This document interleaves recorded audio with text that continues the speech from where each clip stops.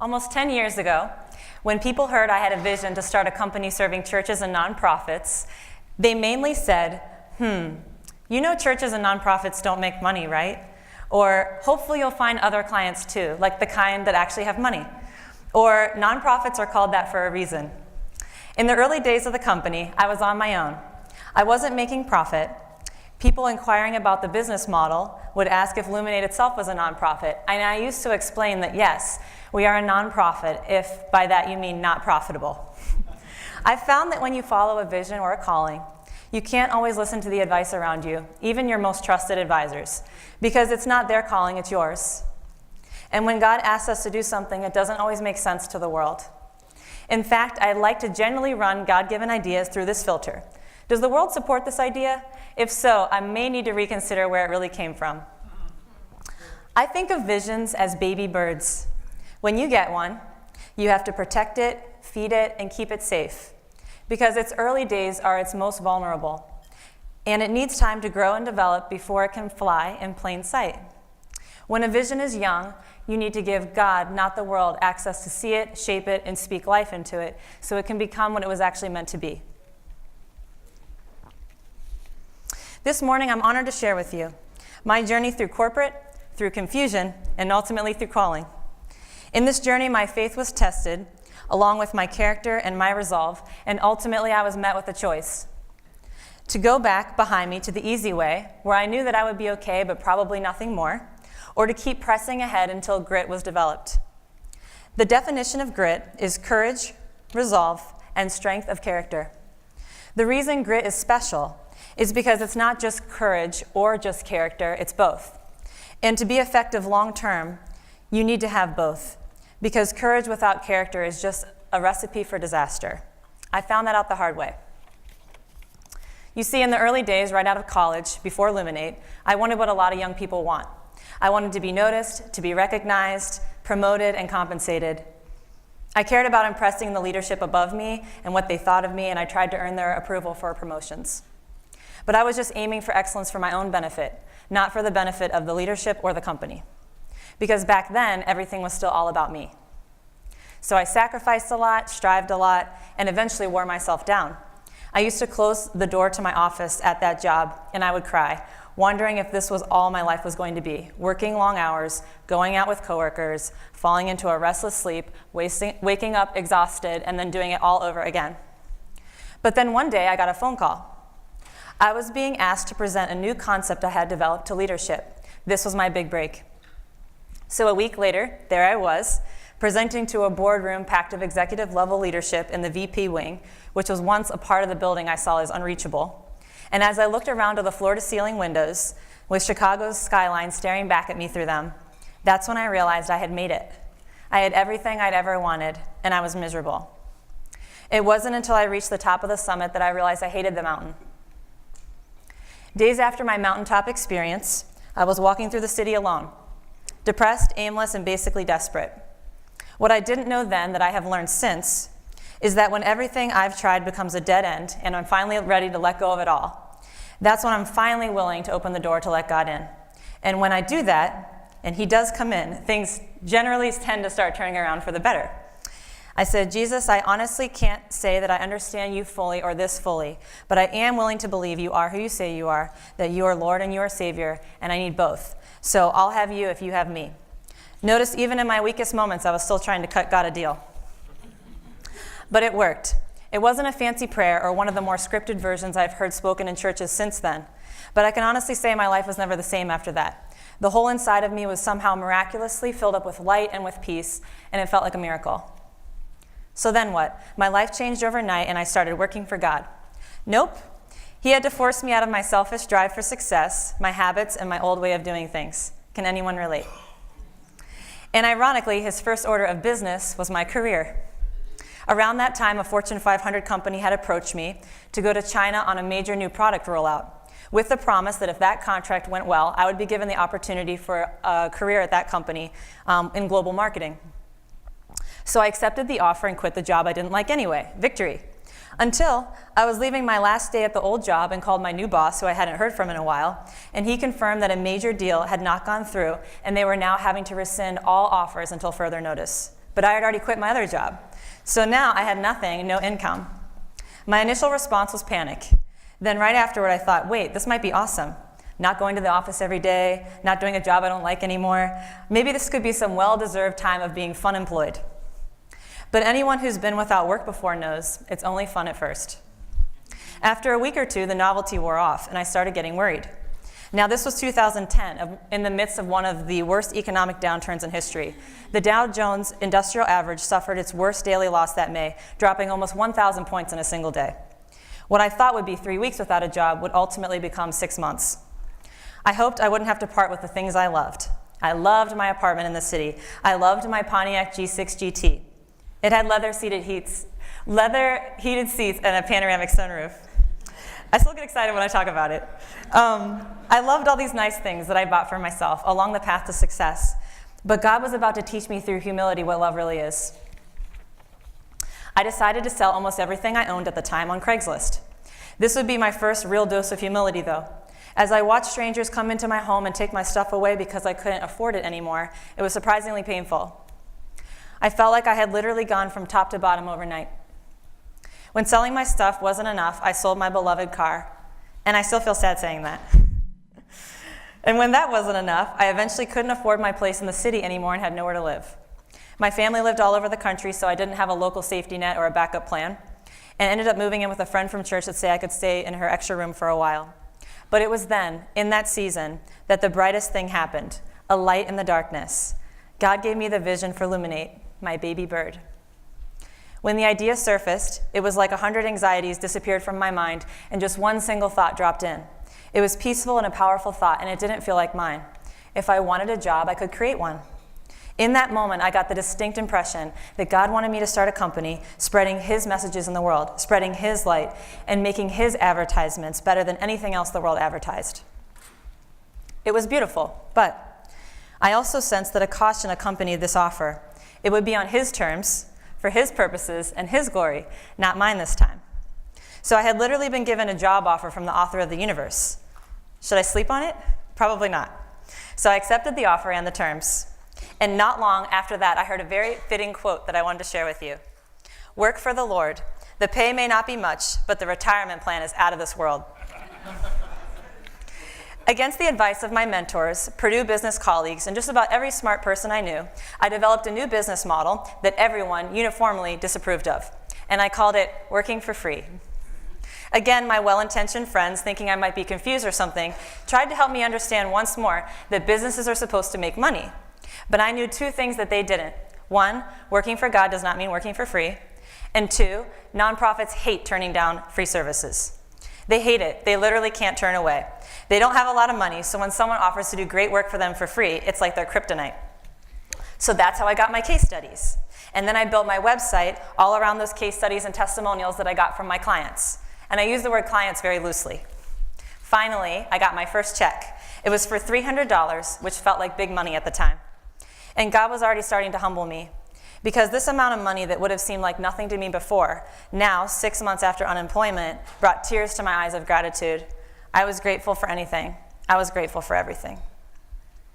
I was only charging $30 an hour back then, and the project took me way longer than 10 hours to complete, to be honest, so I still wasn't really getting a good deal.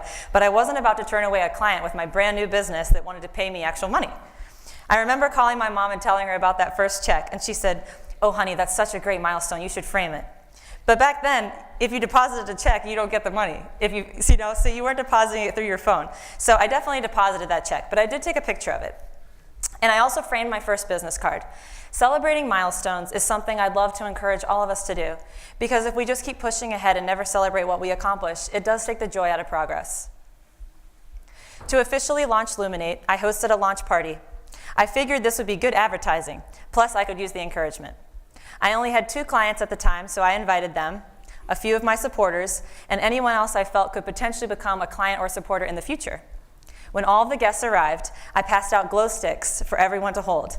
Of course, the glow sticks were consistently color branded with the Luminate logo. And then I abruptly shut off all the lights. In the darkness, a video began to play. It was our motion graphics launch video, explaining the mission and vision of Luminate, which is to illuminate the messages of Christ in the world. I thought back to that moment in the executive wing, that time I thought my dream had come true. But this time was different. In fact, when I looked around in this moment while the video was playing, to all the bright lights across the room, each light a person standing by me to affirm this new vision, each light a promise from God that was becoming real, I was happy. Because I knew I was right where I needed to be, right in the middle of my new dream. And this dream was better for God. It was better for the world. It was better for the marketing industry, and it was better for me. That's why taking time to celebrate milestones is so important. Because in that moment, it didn't matter that I didn't have any clients or a team or nonprofits don't make money. All that mattered in that moment is that God wanted this to happen, and it was happening. Over the next 8 years, I learned what it meant to be profitable. Sometimes that involved dollar signs, and sometimes it did not. I've learned the secret to be very profitable in financially lean seasons, measured by the way we live. You know those hard days when you've dealt with rejection and disappointment, and you're sitting in your car or at your desk thinking, what am I even doing here? Those are the moments when grit is built. Those are the moments when we ask, is this even worth it? Yes, it's worth it. Building our lives, our characters, and our careers is always worth it. Grit is said to be built most quickly through faith and through fortitude. The definition of fortitude is courage in pain or adversity. Sometimes in seasons of true adversity, courage means just getting up and getting out the door. The Bible says, be joyful in hope, patient in affliction, and faithful in prayer. Before I prepared this talk, one of the first things I asked Scotty was, what does a week in the life of an agent look like? And then I learned your job is not easy. And that some weeks there's more leads than others, and some weeks more closed than others, and that Scotty and the team have a real respect for what you do. But that's why grit and character can't be built on our circumstances, because circumstances aren't trustworthy enough. They aren't constant enough to build our lives on, since there's going to be ups and downs no matter what.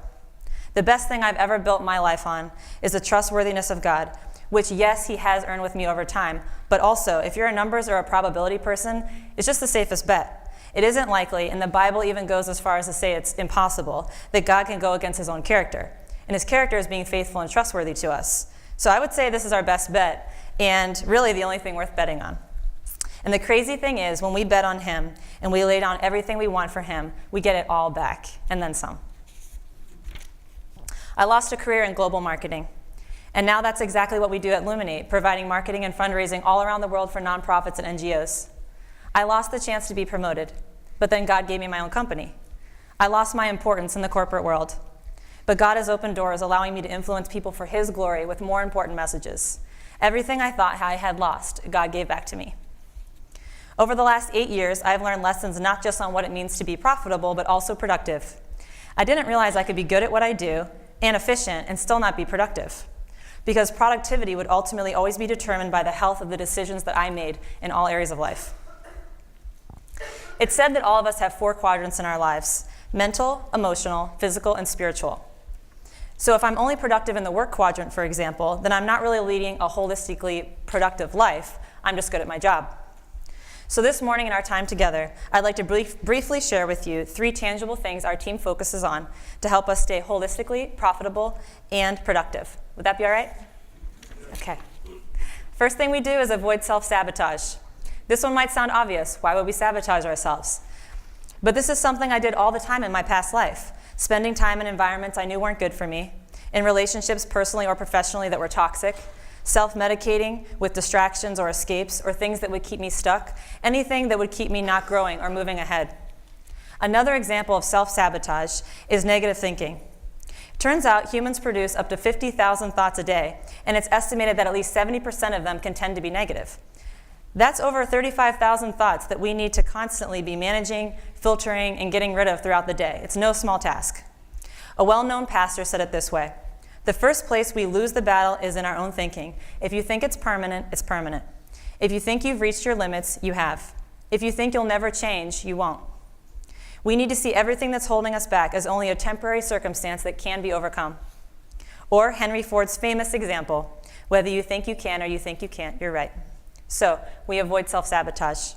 2, we exhibit leadership in our scheduling. This goes back to those 4 quadrants. The schedule is key to making sure that everything gets attention. That way, the priority is pre-baked into the calendar before the week begins. In the past few months, I want to share with you, we've developed a routine that has been fruitful, and it's all about how we start the day. As you probably know, nutritionists have been telling us for decades that breakfast is the most important meal of the day. We believe that morning is the most important time of the day. If the day starts in stress, without any peace, the rest of the day is set up to already be trending to be stressful. Or we can set aside a special place, mine is a comfy chair with a quality cup of coffee, and let the first 15 minutes of the day start well. In other words, let ourselves think and pray before the crazy starts. I've never said this to a group before, but I do prepare my lunch, my outfit, and my packed work bag the night before. It's like elementary school. But those kids are smart because this really works. It's what helps make space in the mornings. And then after work, there can be space that we all make for the 4 quadrants as well. A workout class with a friend can fill your physical and emotional quadrants at the same time. Watching an educational show with a spouse or friend fills the emotional and mental quadrants. Journaling outside, taking a class, you get the idea. You could even chase the kids or the dogs around the house. Everyone will get exercise and have fun while filling up their physical quadrant. People tend to naturally focus on 1 to 2 quadrants that we're most comfortable in or competent in, but giving less attention to the ones that require more from us. But leadership in our scheduling can ensure that all quadrants are addressed. We will benefit, and those that we lead will benefit. It makes sense that when we're tired, all we can give to others is our tired self. But we can choose to pour inspiration into those around us rather than exhaustion if we take the time to refuel ourselves midday. So let's talk about lunch. Lunch breaks are meant to be just that, breaks. But for years, I ate a sandwich while answering emails on my phone, returning text messages, or spacing out on social media. It wasn't a break. Now, and I'm not as good at this as I want to be, but listening to something inspirational or reading it, soothing music, or just sitting and thinking about what I'm thankful for, those are all better ways to turn a lunch break to become an actual break. My husband and I also try to keep our weeknight schedules flexible and with margin so we can respond to the needs of those around us. There's no way to plan ahead for a neighbor who suddenly has a need, a family member or a friend who is struggling, or a person at the coffee shop that really just looks like they could use some encouragement. But if the calendar is always packed, we can't say yes to any of those opportunities. We've found that when we're not overbusied or frantic, we are better caretakers of people and better caretakers of ourselves. Because the Bible does say, love your neighbor as yourself, not instead of yourself. Okay, final thing. And this is a top secret tip. So I was going to say don't blog about this, but I found out this is being recorded for YouTube, so the secret's out. It's called Welcome Wednesdays and Freedom Fridays. There are 2 times a week when our team takes a conscious effort to invest and to receive, Wednesdays and Fridays. On Wednesday mornings, 9 a.m. to 12 p.m., there are no meetings, 0 meetings. We do this to move our objectives forward in a concentrated block of time, so we don't spend the entire day on the treadmill of meetings and emails. This is great for taking a step back, thinking big picture, and making progress. It used to be something we did only once a month, but even that wasn't enough. So now we have a weekly opportunity to look behind, look around, and look ahead. It makes daily tasks more focused and fit into a thoughtful overall framework. And then there's Freedom Fridays. TGIF can be a real thing. One of Google's most famous management philosophies is something called 20% time. This is the model where Google gives their employees freedom to spend 20% of their work week on innovation, learning, and self-initiated passion projects. In their IPO letter, Google wrote, "We encourage our employees, in addition to their regular projects, to spend 20% of their time working on the projects they think will most benefit Google.